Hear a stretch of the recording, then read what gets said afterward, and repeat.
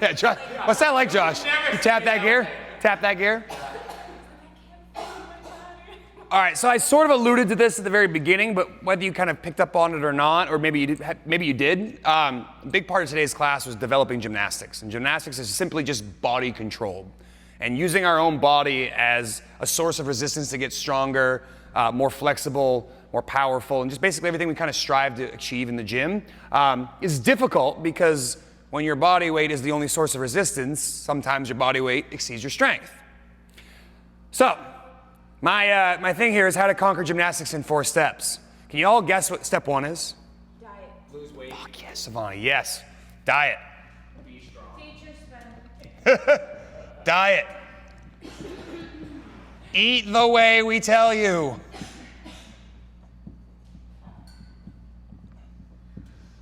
Eat the food from the perimeter of the grocery store.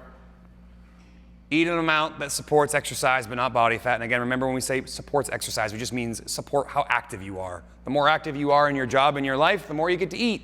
It's just how that works. You're not active, you don't eat very much. And I always thought a good analogy was someone said one time, you know, you're like a race car. If you don't drive the car, you don't put gas in the car. Your body is the exact same way. So eat the way we tell you. Step 1 is diet. Protein, low glycemic carbohydrate, healthy fats, that's kind of the way we go. The second thing, and third and fourth, all pertain to actually practicing gymnastics. So we sort of worked through some of that today. So step 1 in actually training your gymnastics is something we call isometrics. I'm not getting too nerdy into exercise physiology. That simply means holding a position. So if you're iso, just means single, metric just holding a single position. So in today's class, we can use the dips as the example. Step 1, I had you guys hold the top, you know, in the position we're looking for, which is, you know, shoulders down, arms nice and tight, the best possible position that we could get into. Then I had you hold the bottom. This served 2 purposes. 1, kind of provides a roadmap for things to work towards for gymnastics, but 2, it helps me screen you. It lets me see if you can hold that position before I can kind of decide, is that something you're ready for, or maybe are we ready for a step before that? And everybody did a brilliant job holding the top and the bottom, so everyone got to play on matadors today. But as I say, someone hopped up and they couldn't hold that, or their shoulders were shrugged, or their elbows are bent. We're immediately thinking, let's scale them with something else. So when you're trying to develop any gymnastics movement, whether it be ring muscle ups, toes to bar, you want to think about the top and the bottom position, kind of where you start and where you end, and hold those positions. Step 2 is what we call eccentrics. And think of that as just resisting the lowering. So in the dip, that's when we start at the top and we work ourselves to the bottom. If we're talking a push-up, start at the top, lower ourselves to the bottom. Thinking about a toes to bar, that's starting with our feet up at the bar and slowly letting them drop. And that's very difficult. So maybe you lay on the floor with your feet against the post and you slowly let your feet drop down to the ground. But for any body weight movement, you can practice eccentrics. You could sit all the way up in a sit-up and see how slowly you can resist yourself laying back in the sit-up. Any body weight movement has what we call a concentric, which is the closing of the angle, and an eccentric, the opening of an angle. We are trying to resist the opening of the angle when we practice this. So step 2, once you've mastered the top and the bottom, is getting really good at controlling yourself in the down portion of the movement. And I don't think there's a single movement here that if you guys ask me, I couldn't give you what that is. And if you're not sure what that is, you can always ask. But we do a fair amount of eccentrics after we practice positions, again, to screen you if it's safe. Once I had you guys hold those 2 positions, we practice lowering. I want to see how well you lower. How well you lower tells me right off the bat, we're using bands. If we're not using bands, how many of those we're going to do? Really slow control means you probably have very good capacity, because that would lead you to the final step of gymnastics, which is the concentric,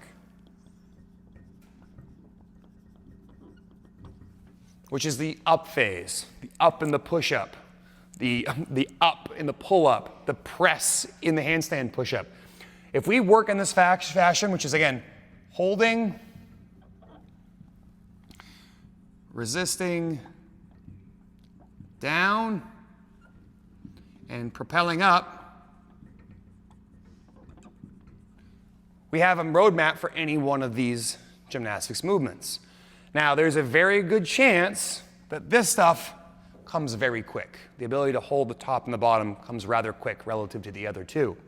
The next one that you'd want to work on, again, in this order, would be eccentrics. And when you're brand new at this, this may include modifying the angle of the body. So like think about the push-up we practice. We raise the box, we go up on a bar. We might have to practice an elevated surface for the push-up. Or in the handstand push-up, we might stick a couple mats underneath you. Or in the pull-up, we might put a band underneath your feet to resist that so you have less of your body weight early on, but you can begin practicing eccentrics.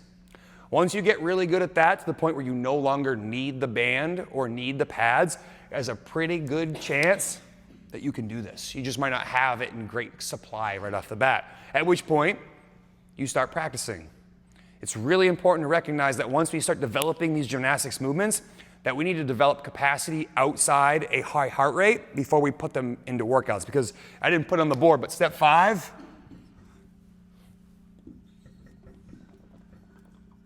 metcons, being able to do it with some heart rate, some additional intensity that goes above and beyond like what we did today where you kind of mosey between stations. Do you all have any, well, I just 5. Do you have any questions about that? Any of that not make sense? Cool. Well, those who are hanging, appreciate it. Thanks for hanging with me. Hope you found that fun. Tomorrow's a really good challenge. Tomorrow is a 20-minute AMRAP of toes to bar and back squats. It's gonna be a good time. Thanks, guys. You're welcome. Everyone's dying.